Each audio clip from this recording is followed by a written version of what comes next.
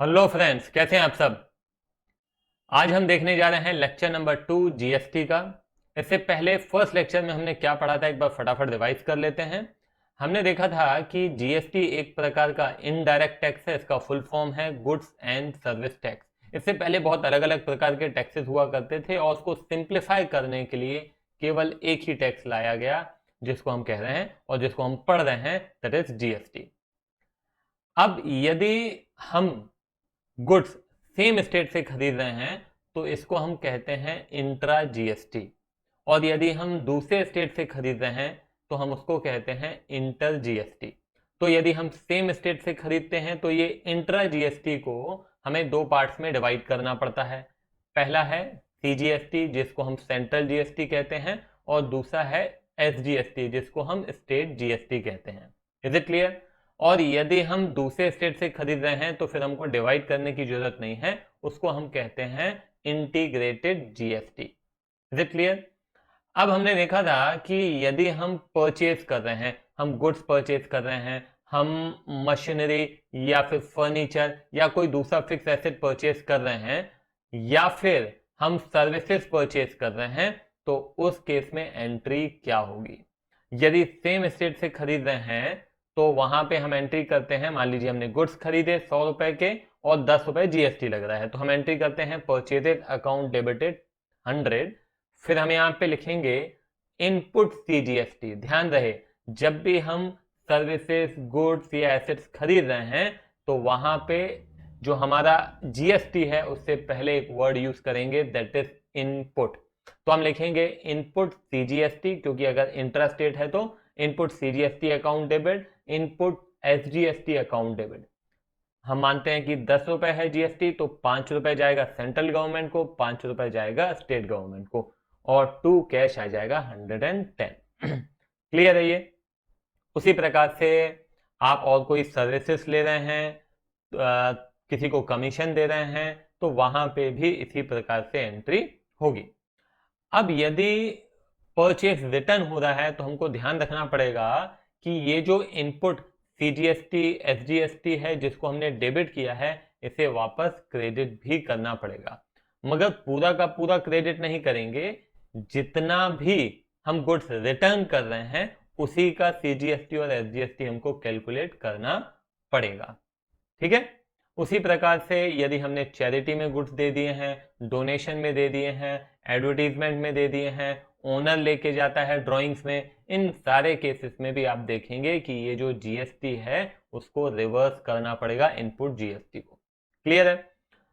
Depend यहाँ पे करता है कि आप इंट्रास्टेट कर रहे हैं कि इंटरस्टेट कर रहे हैं। यदि इंट्रास्टेट है तो आप क्या करेंगे, सीजीएसटी एंड एसजीएसटी को रिवर्स करेंगे, और यदि इंटरस्टेट होगा तो आईजीएसटी को रिवर्स करेंगे। ठीक है ना? It is very simple. आगे क्वेश्चन देखेंगे तो और ज्यादा क्लैरिटी आ जाएगी। तो आज जैसा कि मैंने आपको बताया था कि हमने इससे पहले जो लेक्चर था उसमें परचेज के ट्रांजेक्शन्स को कवर किया था, आज हम सेल्स के ट्रांजेक्शन्स को कवर करने जा रहे हैं। तो चलिए शुरू करते हैं।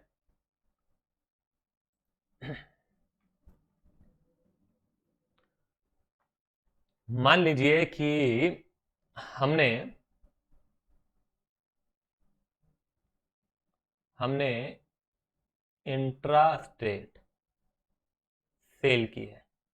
इंट्रा स्टेट मतलब विद इन स्टेट, है ना, सेम स्टेट में। हमने इंट्रा स्टेट सेल की है, कितने रुपए की, मान लेते हैं रुपीज 2000। ठीक है? और इस पे अब जब आप बेचते हैं तो आपको जिसको बेच रहे हैं उससे जीएसटी आपको लेना पड़ता है। ठीक है? तो हमने वहां पे जीएसटी कलेक्ट किया। कितना जीएसटी कलेक्ट किया? 10%, सिंपल बनाने के लिए। ठीक है? अब हम इसको किस तरीके से रिकॉर्ड करेंगे, ध्यान रखिएगा। इंट्रा स्टेट है तो यहां पे क्या हो जाएगा, ये जितना भी जीएसटी होगा उसको दो भाग में डिवाइड करना पड़ेगा। मतलब ये 2000 का 10% कितना हो जाता है, 200 रुपए। तो ये 200 रुपए में 100 रुपए सीजीएसटी और ये 100 रुपए एसजीएसटी। आमतौर पे हम एंट्री क्या करते हैं सेल की, मान लीजिए हमने कैश में बेचा तो cash account debit to sales, है ना, वैसे हम लिख देते थे 2000, ठीक है। और यदि हमने श्याम को बेचा तो Shyam account debit to sales, ठीक है, 2000। अब चूंकि जीएसटी भी है तो हम कैसे रिकॉर्ड करेंगे वो देखने वाली बात है। तो हम यहाँ पे लिखेंगे श्याम अकाउंट डेबिट, ठीक है, टू सेल्स। अब आपको श्याम से केवल और केवल सेल के पैसे नहीं लेने हैं बल्कि जीएसटी के भी पैसे लेने हैं, ठीक है ना। तो हम यहाँ पे लिखेंगे टू। अभी ध्यान दीजिएगा, जब हम गुड्स खरीदते हैं, सर्विसेज खरीदते हैं, तो जो जीएसटी हम वहां पे कर रहे हैं उसे हम कहते हैं इनपुट जीएसटी। क्या कहते हैं? Input GST. चाहे वो इनपुट सीजीएसटी हो, चाहे वो इनपुट एसजीएसटी हो, चाहे वो इनपुट आईजीएसटी हो, मगर होगा क्या? इनपुट रहेगा। क्लियर है ये बात? ठीक है। तो अब हम यहाँ पे क्या लिखेंगे? जब बेच रहे हैं तो इनपुट नहीं आएगा, इसको हम कहते हैं output. Output CGST to output SGST. आई बात समझ में? तो जब हम सर्विसेज गुड्स खरीदेंगे तो क्या लिखेंगे? इनपुट। और वही गुड्स यदि रिटर्न कर रहे हैं, चैरिटी में दे रहे हैं, तो भी इनपुट वर्ड ही यूज होता है ना। मगर जब गुड्स बेच रहे हैं तो वहां पे आउटपुट वर्ड प्रीफिक्स करना है जीएसटी से पहले। क्लियर है ये बात? तो ये 100 रुपीज, ये 100 रुपीज, ये और ये श्याम से अब हमको लेना है 2200। आई बात समझ में? सिंपल है। अब मैं कहता हूं कि यदि हमने इंट्रा स्टेट, चलिए, फर्नीचर सेल कर दिया, हमने अपना पुराना फर्नीचर सेल कर दिया, ठीक है, रखा था हमारे पास, हमने कहा यार काम का नहीं है, बेच दो, ठीक है। कितने का बेच दिया? 1000 रुपए का बेच दिया। तो इस पे भी आपको जीएसटी लेना पड़ेगा। आ रही बात समझ में?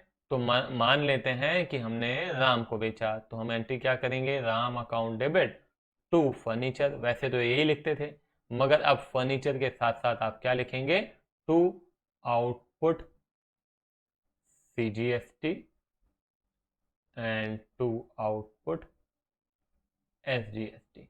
मानते हैं कि 10% है, तो यहाँ पे क्या हो जाएगा? फर्नीचर हो गया 1000, ये हो जाएगा 50, ये हो जाएगा 50 और ये हो जाएगा 1100।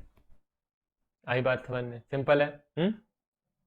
अच्छा, अब एक काम करते हैं, हम यहाँ पे इंटर स्टेट सेल देख लेते हैं।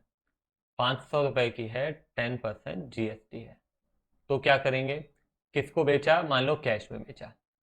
नहीं, एक काम करते हैं, कैश में नहीं बेचते हैं, कालीराम को बेचते हैं, ठीक है।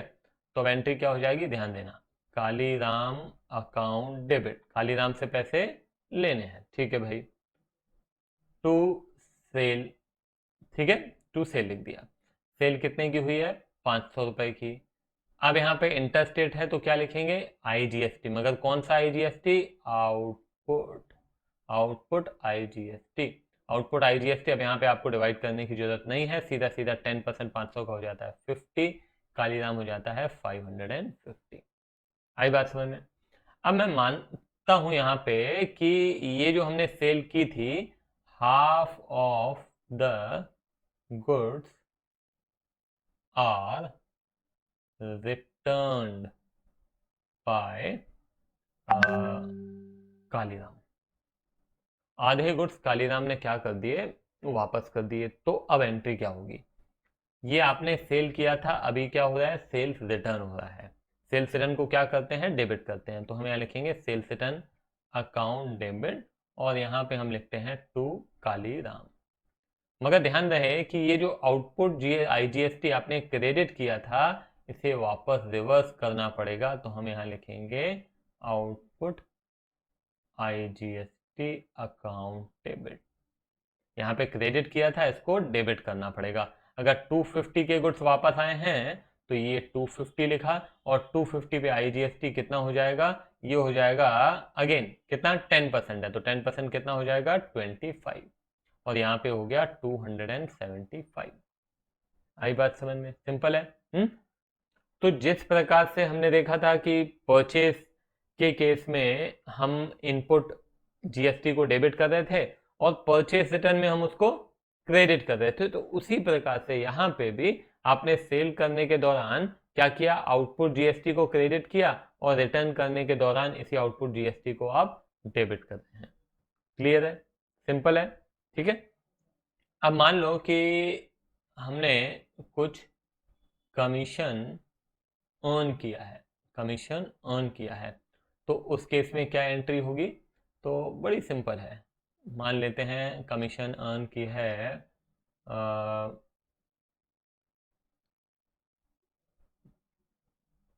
3,000 रुपये, ठीक है, हमको कमीशन मिल रही है कितनी, 3,000 रुपये। तो 3,000 की ये जो कमीशन मिल रही है इस पे भी आपको क्या लेना पड़ेगा, जीएसटी लेना पड़ेगा। तो हमारी एंट्री क्या हो जाएगी, cash account debit to commission, ठीक है, और टू अगेन। अब यहाँ पे हम क्या करेंगे, ध्यान रखिएगा, अब हालांकि कुछ लिखा नहीं है मगर मान लेते हैं कि ये इंट्रास्टेट है, और इंट्रास्टेट है और 10% जीएसटी है, तो हम क्या करेंगे यहाँ पे, तो हम यहाँ लिखेंगे टू, बोलो क्या, आउटपुट सीजीएसटी और टू आउटपुट एसजीएसटी, ठीक है। तो ये हो जाएगा कितना, कमीशन था आपका 3,000, 3,000 का 10% कितना हो जाता है 300, तो 150 एसजीएसटी हो जाएगा, 150 सीजीएसटी हो जाएगा, तो ये हो जाएगा 150, 150 और ये हो जाएगा 3,300। आई बात समझ में, क्लियर है। तो ये आपके बेसिक कंसेप्ट हो जाते हैं, और इसके बाद हम सीधे स्टार्ट करेंगे क्वेश्चंस, जिसमें कि हम क्वेश्चंस के साथ साथ कुछ एडवांस कंसेप्ट भी डिस्कस करेंगे, ठीक है। तो चलिए यहीं पे मैं खत्म करता हूं लेक्चर को, बाय बाय।